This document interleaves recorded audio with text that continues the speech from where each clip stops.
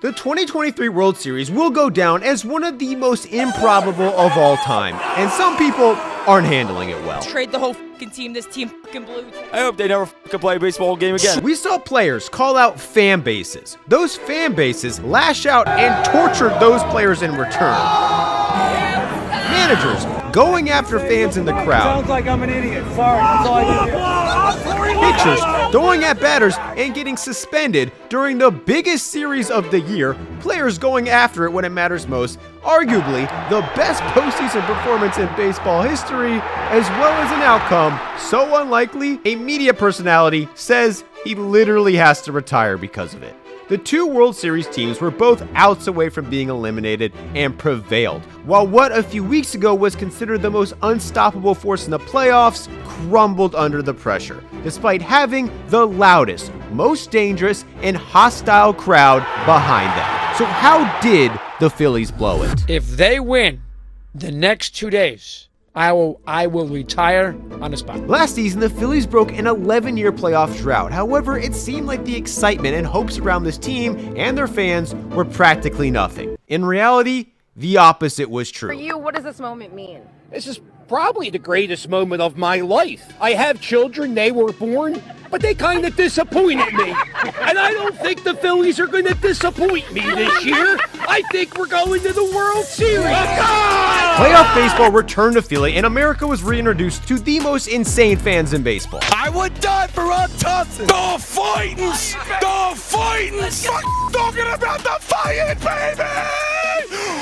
The Braves came to Philly as massive favorites and were destroyed, losing both games in Philadelphia and getting eliminated in front of some of the most intimidating crowds we've ever seen. Then the Padres came to Philly, and just like the Braves, they couldn't win a single game in Citizens Bank Park, sending the Phillies to the World Series, and the entire city erupted. Go f***ing Phillies, bitch! Machado! Overpaid bums! All that money for nothing! Let's go!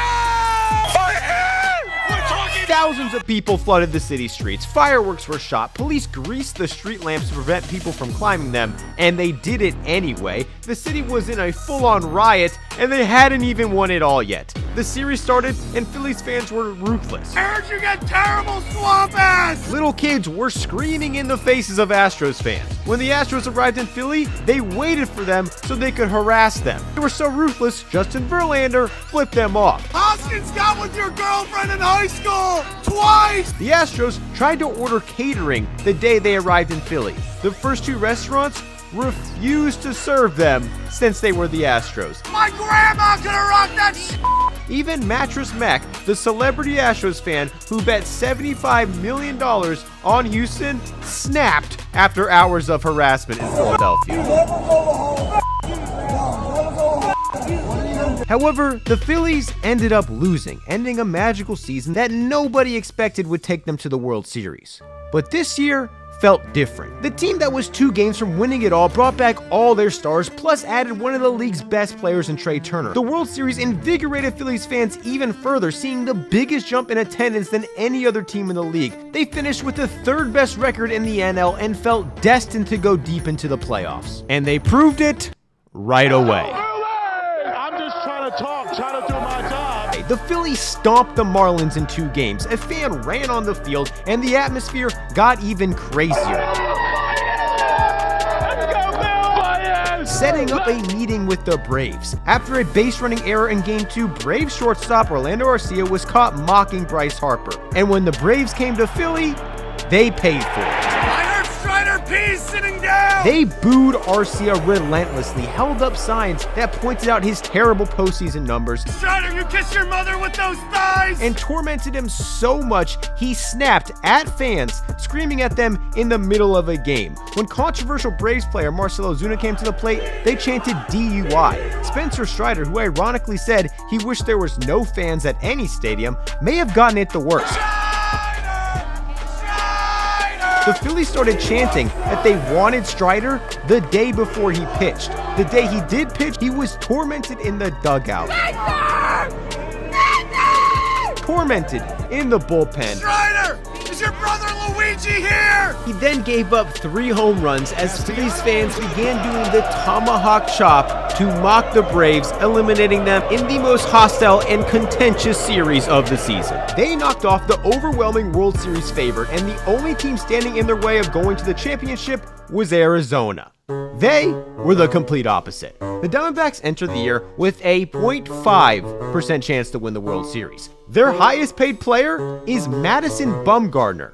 He was cut from the team in April. They were projected to finish 4th in their division. By August 11th, they only had a 13% chance to make the playoffs. Their chances of winning it all were 0.3%. They finished 14th in runs, 21st in starters ERA, and 19th in relievers ERA. Everything about this team seemed average, so when they snuck into the playoffs, clinching the very last spot, it seemed like a great accomplishment for a young team with a promising future.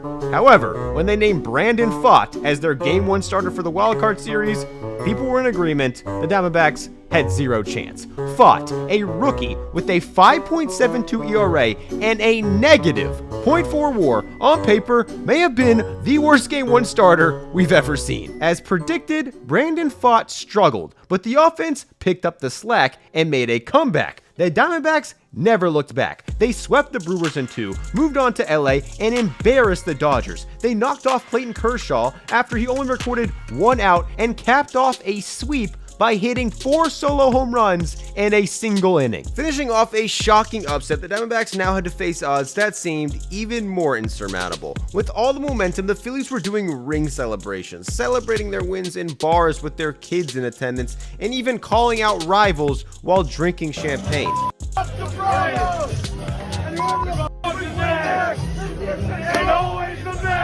The Diamondbacks had to go to Philadelphia and face the most intimidating crowd in baseball. The Phillies were 28-12 in playoff games playing in Citizens Bank Park, the best home record in playoff history. Their first 2 series, they outscored opponents 21-4 at home. Braves pitcher AJ Minter called it the loudest stadium he's ever been in. Pete Rose once said that the Phillies Stadium houses the most monstrous collection of humanity outside of the federal penal system.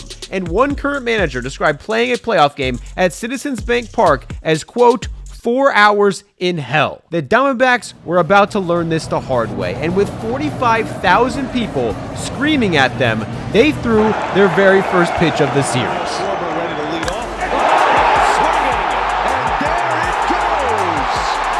The Phillies followed off this leadoff homer with a Bryce Harper bomb a few pitches later, followed by 3 hours of mayhem that reached a noise level of 111 decibels during a game it felt the Diamondbacks never had a chance in.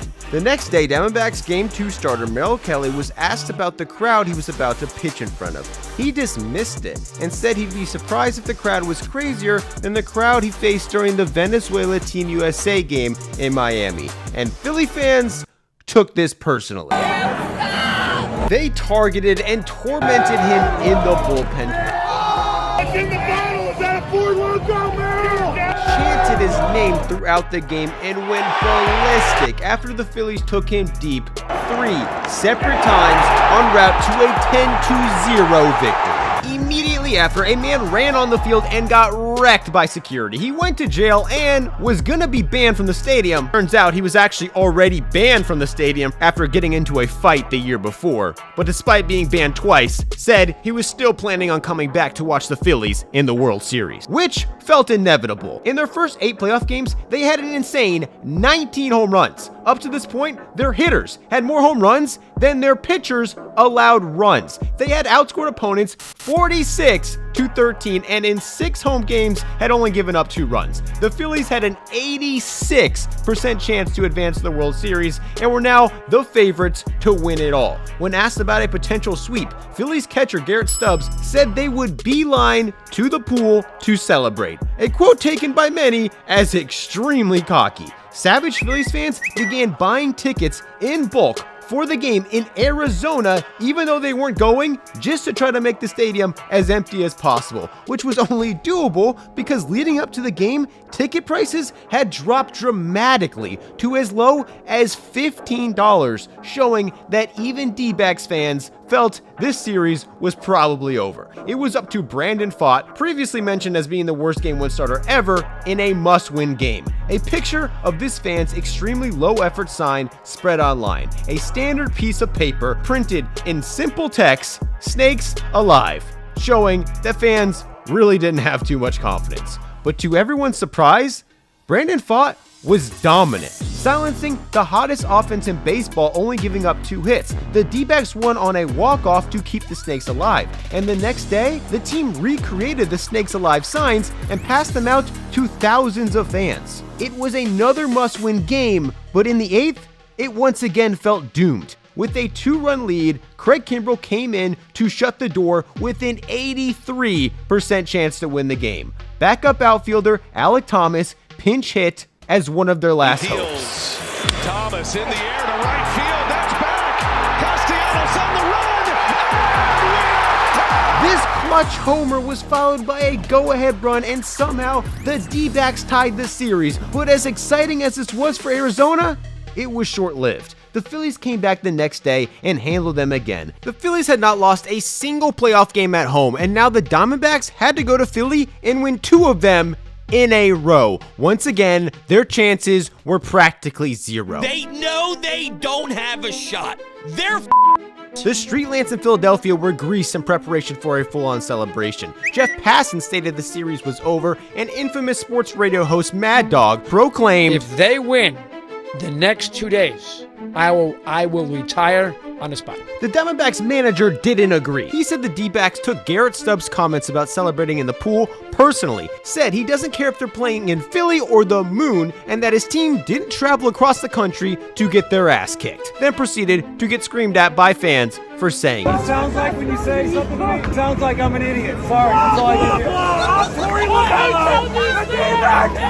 But he was right. The Diamondbacks took control early in Game 6 and kept it. Philly fans became nervous, and the World Series favorite season now came down to 1 game. He's ready to go. First pitch, strike, and we're off and running. Starting for the Diamondbacks was no other than Brandon Pfaadt. The rookie with a negative WAR turned into a postseason legend. Over 4 playoff starts, he's put up an ERA under 3 and kept the Phillies offense at bay for 4 innings. The once unbeatable offense went 2 for 18 with runners in scoring position over the last 2 games, and Harper, Turner, Castellanos, and Schwarber went 1 for 28. The Diamondbacks stole all game and scratched 4 runs on the board, and in the 9th, the Philly season came down to Jake Cave, a man who spent much of his year in the minors. Cave, a fly ball to right field. Over is Carroll. He's got it. And Once again, the Phillies' playoff magic ended with no World Series. Philly was in shambles. had home field for 2 games. Tell Trey Turner that guy's a fucking idiot. We went farther without that guy. Fuck the Phillies, honestly. Overpaid.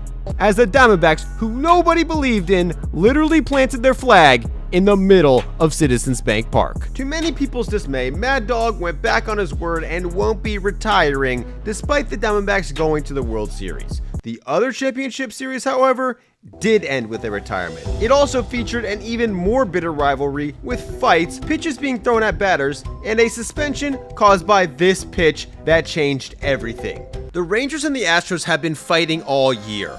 Literally. It started in July. Just like the Diamondbacks, the projections had the Rangers finishing 4th in their division. Unlike the Diamondbacks, this team is stacked with big-name talent. But still, many people were surprised when they held the division lead for 138 days of the season. In July, the Astros were 1 game back, and 1 win against the Rangers would give them possession of first. Andrew Heaney gave up a first-inning bomb, then immediately nailed the next batter, likely thinking it was on purpose. The Astros nailed Marcus Semien with a pitch, and he was not happy. Another close call aggravated the situation, so when Semien got his revenge and hit a bomb, he stared down the pitcher and talked trash to the catcher while touching home. Adolis Garcia then hit this monster grand slam, and Marcus Semien scored again, had more words for the Astros, and it ended with the benches clearing. These two teams then battled for the division for the next several months, and with only a week left to play, the Rangers had a 91% chance to win the division. But on the last day of the season, the Astros took control of the lead and won the race. During the celebration, Alex Bregman said, "A lot of people were wondering what it was going to be like if the Stros didn't win the division. I guess we'll never know." But in the end, the division really didn't matter. A few weeks later, these two would meet up again, and the season was going to be decided in the ALCS. Right away, the Rangers got a lead, but not a big one, and in the 8th, they brought in Aroldis Chapman. Known for giving up big home runs in big games, he's been shaky lately. With Alex Bregman up, there was real reason to be concerned, and in a 2-1 count, history repeated itself. Fly ball, left center field. Back goes low, onto the track, at the wall. But somehow, this ball was caught. Altuve got back to first easily, but if you look closely, he went to second, saw the ball was caught, and went back. But when he went back, he accidentally went past second and never retouched second base. This inch made all the difference. Altuve was out, and the Rangers survived Game 1. Game 2 was similar. The Rangers eked it out, going up 2-0 on the road, heading back home feeling better than ever. That quickly changed. In Arlington, the Astros offense woke up, and just as quickly the series was tied, going into the biggest and most intense game of the year. Down 1 late in the game, the Rangers felt their season slipping away until Adolis Garcia came to the plate. And on the very first pitch he saw, Drives it by the deep left center field. McCormick to the track, at the wall. It is gone! he hit the biggest homer of his life and pulled off a pimp job for the A's. And this might have pissed the Astros off. The next time he came to the plate, he was immediately nailed with a pitch. Adolis, believing it was on purpose, went right after the catcher. The benches cleared to separate them. Adolis tried his best to get free, but was eventually contained. After a brief meeting, umpires ejected the pitcher, and the Astros lost it. Dusty Baker lost his mind, got ejected, and refused to leave the dugout. The Astros are adamant this was not on purpose. No chance that we're trying to hit somebody. This hit by pitch put a runner in scoring position, something they say they never do on purpose in such a tight game. No, he's not trying to hit anybody in a 2-run game in the postseason. But the umpires, the Rangers, and the league are all confident it was, handing pitcher Brian Abreu a 2-game suspension for this pitch, which the Astros still can't believe. 2-0 game. We don't think he hit nobody. The worst thing he did was wake up the Houston Astros. Rangers players, however, believe the Astros did it to rile Adolis up, not give him a chance to hit, then milk the ejection to take up as much time as possible, essentially icing the Rangers closer, who was waiting the pitch the most important inning of his life. If that was the plan, it worked perfectly. He re-entered the game, gave up a hit, and walked a batter. Then faced Jose Altuve. Down 2 runs, he had a chance to change everything. And he did. High fly ball to deep left field. Back to the wall. This homer stunned the Rangers. They squandered the biggest homer of the year and were now forced to win back-to-back games in Houston, which due to this incident was extremely hostile, especially for Adolis Garcia. He was booed relentlessly in his first at-bat and struck out. In the 4th, he was booed again and struck out again. He tried again in the 6th, was booed, and struck out. In the 8th, he faced the same pitcher who hit him the game before, got booed, and struck out again. But in the 9th, with the bases loaded, he finally connected. This grand slam put the game out of reach, setting up another winner-takes-all Game 7. After playing 162 games each and finishing with the exact same record, facing each other 19 times throughout the season, the winner came down to 1 game. It also may have came down to 1 player, Adolis Garcia. In the 1st, he rocketed this ball to left, pimped it, and only got a single. He still ended up scoring. In the 3rd, he came up again and was booed. He responded by... It drives one the other way, down the line, if it's fair, he's got another! This caused fans to boo him even more, and then he did it again. Bradley to the wall, and Adolis Garcia has hit another! His 5th homer of the series, and his 15th RBI, the most RBIs by a single player in a playoff series in history. After getting hit by this pitch, he responded by getting 9 RBIs in the last 2 games. On the back of Adolis Garcia, the Rangers punched their ticket to the World Series to see once and for all who will win one of the most unpredictable postseasons we've ever seen.